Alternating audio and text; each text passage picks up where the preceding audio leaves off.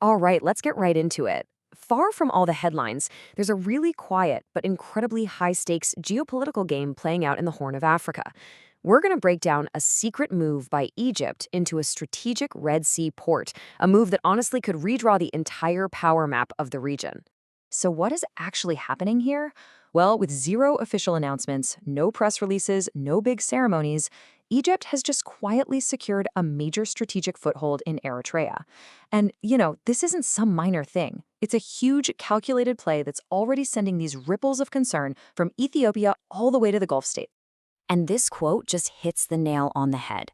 Both Cairo and Asmara are staying completely silent, which is forcing everyone else to piece this whole story together. It's a deliberate strategy, this ambiguity. It lets Egypt project its power and stretch its influence without sparking an immediate head-on confrontation.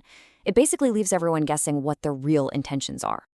Now, to understand why this quiet little deal is so explosive, we have to look at the location at the heart of it all, the Eritrean port of Assab.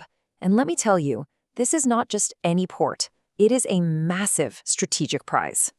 The sheer scale of what we're talking about here is just immense.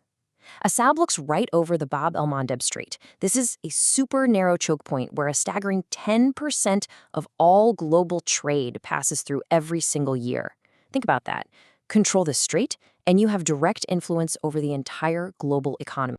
So for everyone involved, Assab means something different. For the world, it's a critical choke point for trade. For Egypt, it's an absolute lifeline for securing the Suez Canal. And for landlocked Ethiopia, which, by the way, used to use Assab as its main port, it's a symbol of a prize they lost and, frankly, a source of deep national anxiety.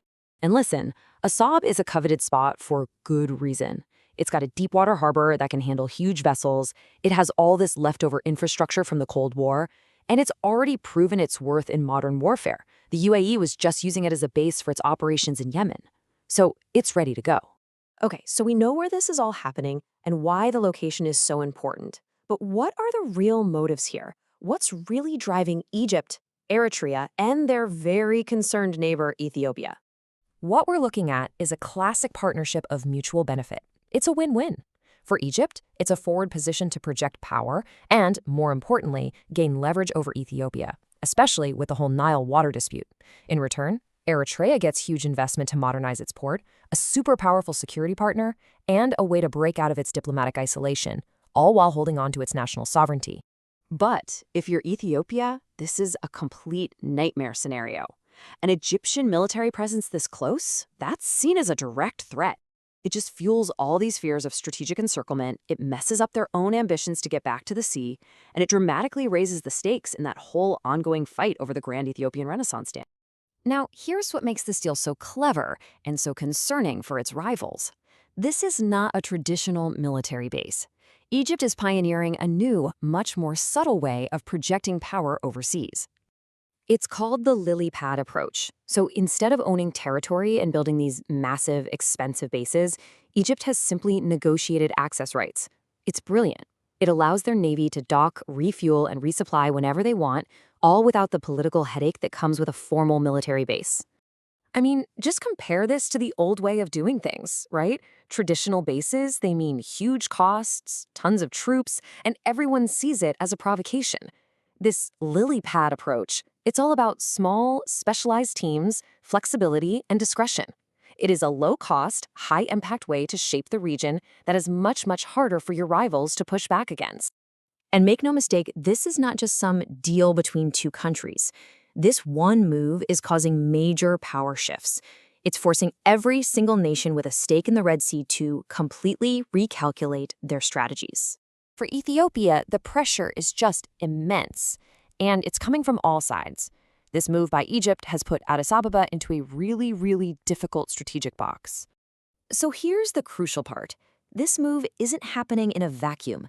Egypt has also secured access in Djibouti. So by setting up a presence on both sides of Ethiopia's potential sea routes, Cairo has basically created a strategic pincer movement.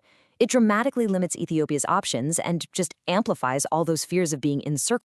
And you can bet the Gulf states are watching this like a hawk.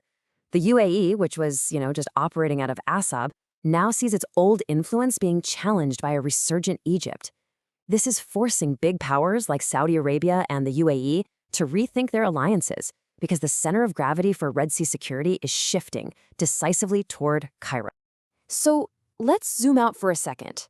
What we're really witnessing here is more than just a port deal.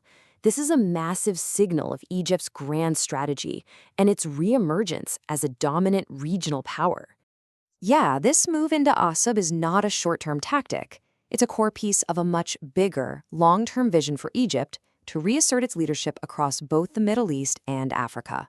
Assab is really the perfect symbol of this new Egyptian ambition. I mean, after years of focusing on problems at home, Cairo is back on the world stage. This move strategically links its existential worries over Nile water with its economic needs in the Red Sea. It guarantees Egypt a powerful voice in all future regional talks, and it does so using this sophisticated blend of military, economic, and diplomatic power. And so this brings us to the final critical question. With this quiet but incredibly powerful move, Egypt has decisively changed the strategic landscape. The whole board has been reset. The only question now is who's going to be forced to make the next move.